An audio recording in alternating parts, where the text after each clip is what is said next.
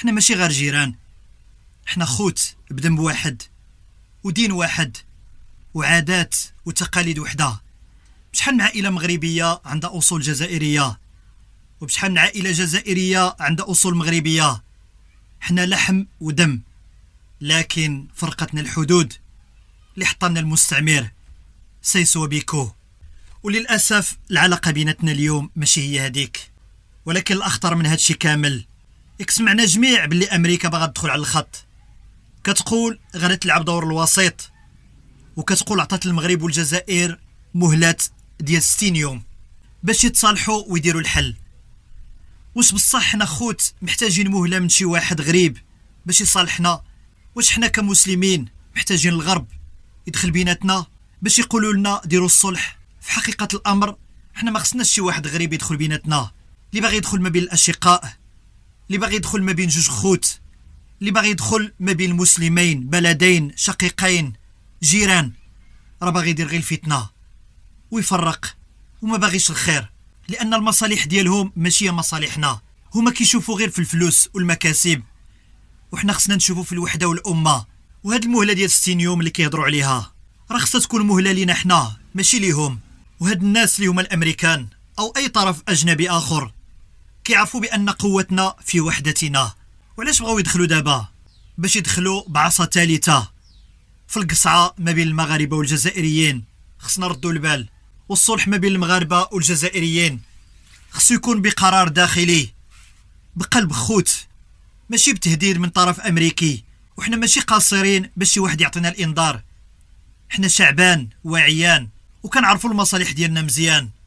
الصلح اللي بغيناه هو يكون صلح دائم، ماشي صلح ديال 60 يوم، صلح ديال التاريخ. ويكون هذا الصلح بلا تدخل، خاص يكون الحوار بيناتنا حنا بلا طرف ثالث يملي علينا غير الشروط ديالو. وختاما ضروري نرجعوا الحقائق اللي كتجمعنا، وبما ان هذا الموضوع كيدور على الوحده ضروري ناكدوا على حقيقه تاريخيه بالوثائق والادله. فالصحراء مغربيه، والمساله ديال المسيره الخضراء راه كانت دليل قاطع على اجماع الشعب المغربي كامل على استرجاع الارض ديالو، كذلك الاعترافات الدوليه. فاليوم الحمد لله دول كبيره كتعترف بمغربيه الصحراء وبمبادره الحكم الذاتي كحل وحيد، لان الصحراء جزء من ارض مغربيه وماشي موضوع التفاوض. ولكن هذا ما خصوش ينسينا في الاخوه ديالنا مع الشعب الجزائري، وهذه الاخوه واجبه ومقدسه. ويمكن نختلفوا في السياسه، ولكن ما خصناش نختلفوا في الاخوه، لان الوحده قبل كل شيء، ولا للفتنه ولا لتدخل اجنبي. وبغيت نهضر على شي حاجه هي اهم من السياسه واهم من الحدود، بغيت نهضر على الدين ديالنا. فاحنا جوج ديال الشعوب مغاربه وجزائريين كنقولوا لا اله الا الله محمد رسول الله. وشنو كيقول الله عز وجل في القرآن الكريم على الصلح؟ كيقول يا أيها الذين آمنوا اتقوا الله وأصلحوا ذات بينكم. يعني الصلح بيناتنا راه أمر إلهي، ماشي طلب ديال شي رئيس ولا شي وزير. واش الرسول صلى الله عليه وسلم ما علمناش بلي ما خصناش المسلم يقاطع أخوه المسلم فوق 3 ليالي؟ وحنا قطعنا خوتنا سنوات. واش هذا هو الإسلام اللي كنعرفوه؟ وخصنا نفيقوا. راه الشيطان هو اللي كيفرح بالفرقه والنزاع ما بين جوج ديال الشعوب المسلمه، وهادشي اللي كيوقع بيناتنا راه ماشي لصالحنا لا في الدنيا ولا في الاخره. وملي كيجي شي واحد اجنبي سواء كان امريكي ولا اوروبي ولا كيف ما كان، وخاو معناها اخوه، كيقول لنا تصالحوا، راه هذه اهانه لينا اولا كمسلمين. كيفاش حنا كنعرفوا طريق الحق وطريق الصلح وكنتسناو شي واحد ما عندوش نفس الدين ديالنا باش يفكرنا به؟ والصلح بيناتنا خصو يكون عباده، خص كل واحد فينا يرفع يديه ويدعي ربي سبحانه وتعالى يهدي النفوس.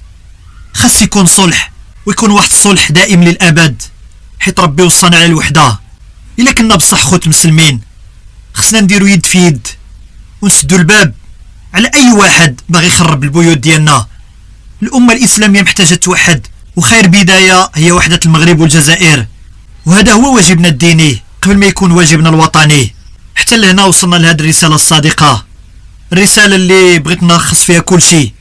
واجبنا كمسلمين وكجيران هو الصلح، هو الاخوه. الان الكره في ملعبنا حنا كاملين، المغاربه والجزائريين.